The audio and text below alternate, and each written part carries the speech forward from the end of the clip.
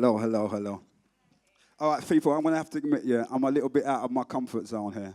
A little bit. I'm not really like, if I was coming up here and doing a bit of rapping, that would be quite easy for me. But this public speaking thing is not really my thing. So if I get a bit mumble-mouthed and a bit nervous at times, just work with me and show me some love and it's all good. You know what I mean?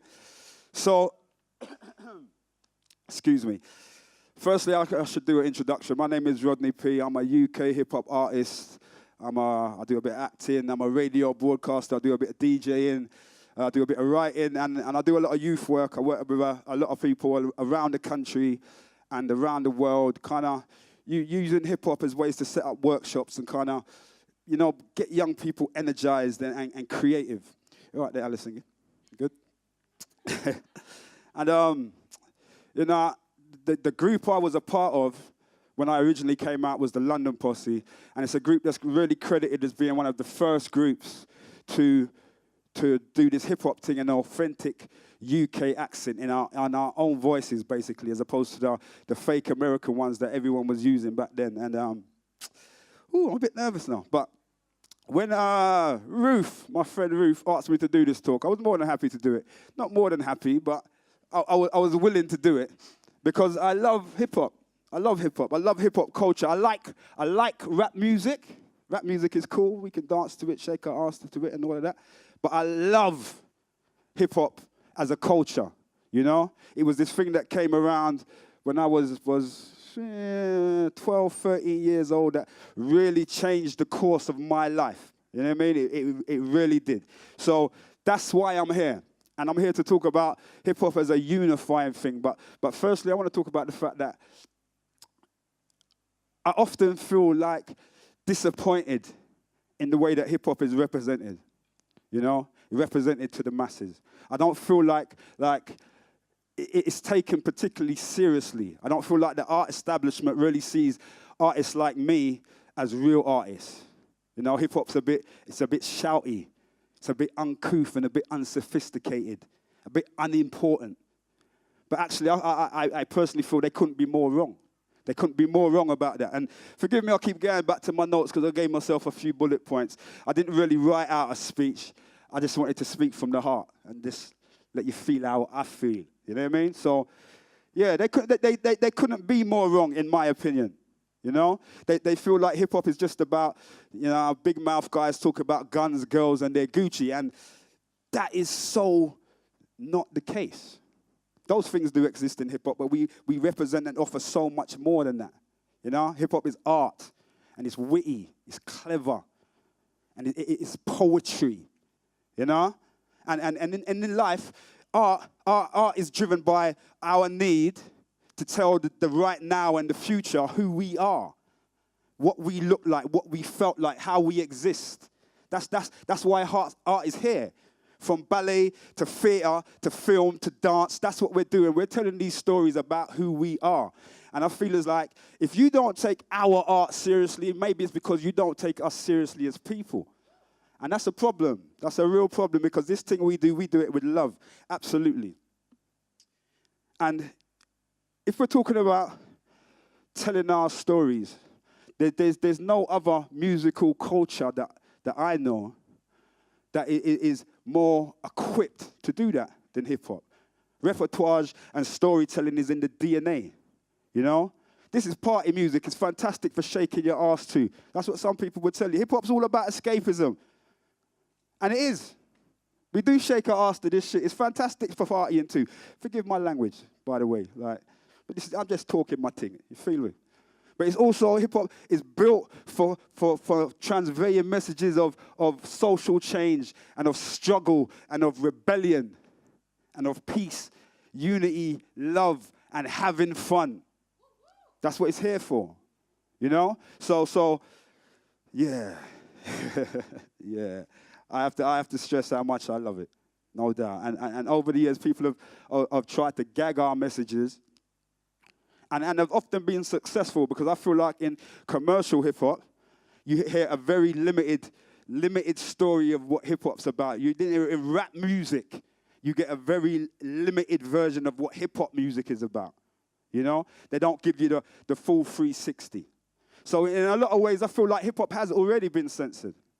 But for someone like me, the point that they're missing is that people like me, I got into hip-hop through the Cold Crush Brothers and Run DMC, and I love the style and the swag and how they dressed and all of that.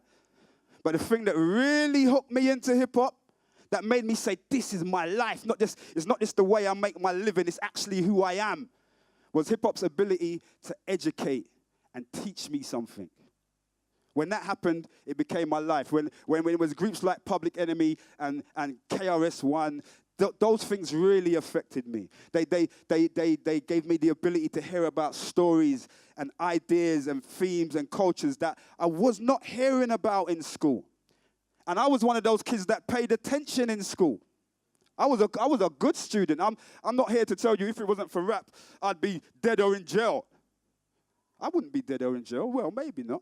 But I'd probably have some really shit, boring job, like, you know what I mean? Not fulfilling my potential. That's the reality. Hip-hop gave me another path, something else to look at, you know?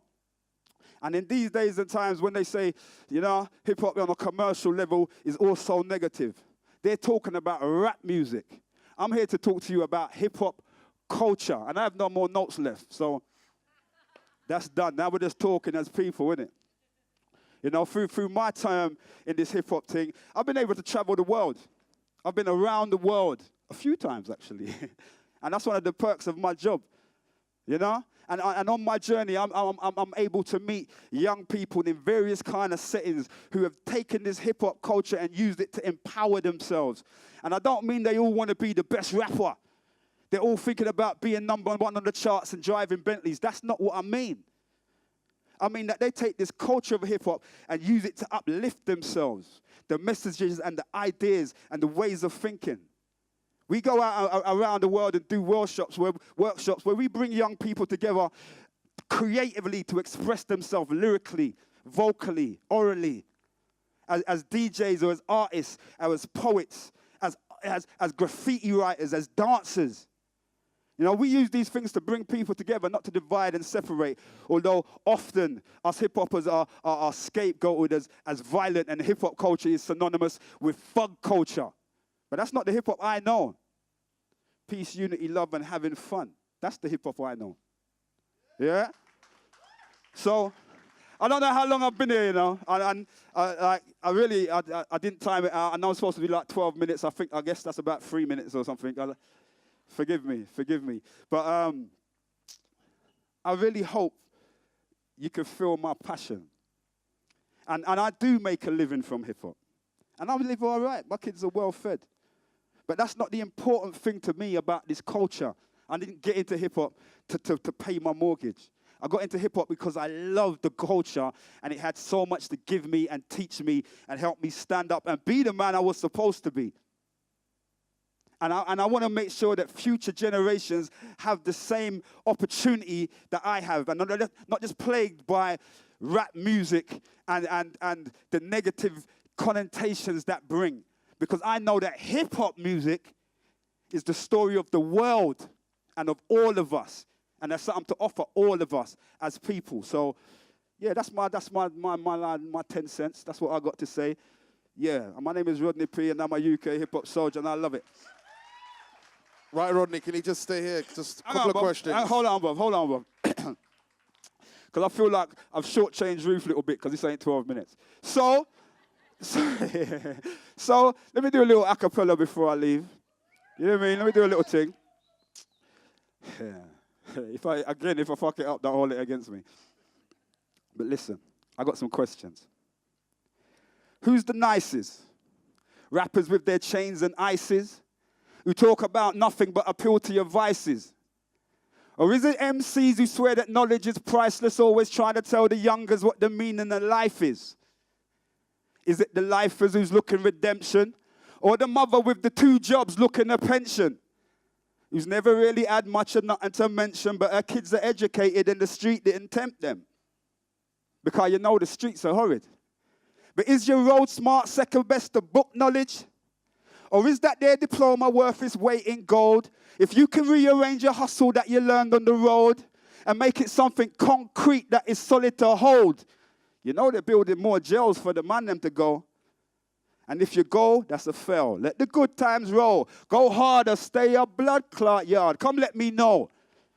I got a question. What's the realist? Thug life, bitches, beamers, running from police, coke fiends and coke dealers, crimes and misdemeanors, or the realness is we're just trying to bring some food home and raise our kids. And what's better? To hustle now and trying to get the cheddar, or blessings in the afterlife and trying to live forever? And who to say forever's going to be any fun? Ain't it better when they put you in the ground, you're done? Can I say that? Or am I supposed to hold my tongue, be on my knees praying God comes, or bust my gun? I smoke weed till I collapse my lungs. Am I dumb? If I see police coming at night, should I run? Questions. My name is Rodney P. I'm a UK hip-hop soldier. Peace, love, and blessings to the eye. In place of war, you don't know. Right, Rodney, just stay here 1 minute, because we're not letting you get away that easy. You ain't getting off that easy, okay?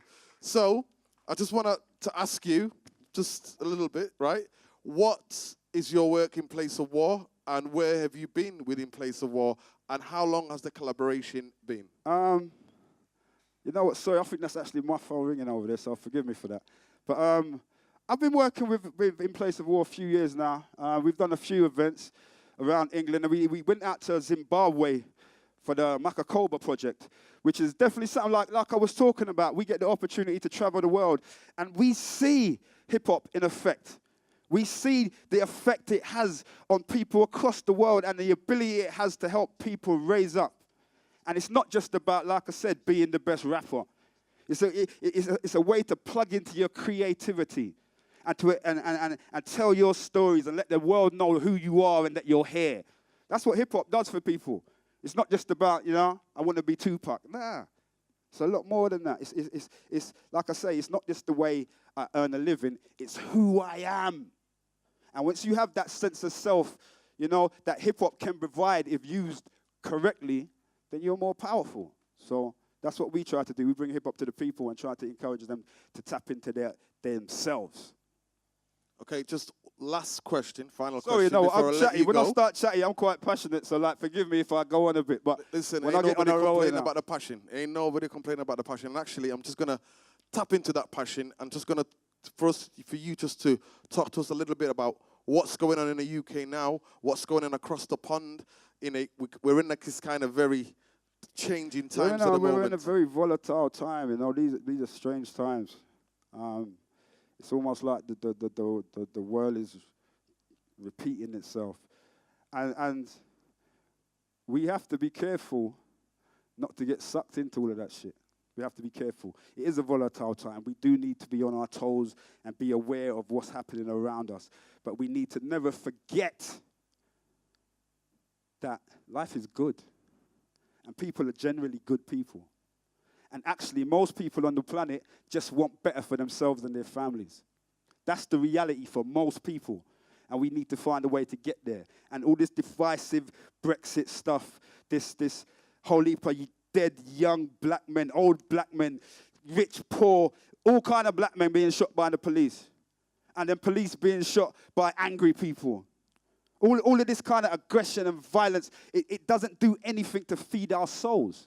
And it's our souls that need feeding. So in this day and time, again, as a lover of hip-hop culture, I think we have a place to stand in and to say, actually, there's more than this little fuckery where they're giving us.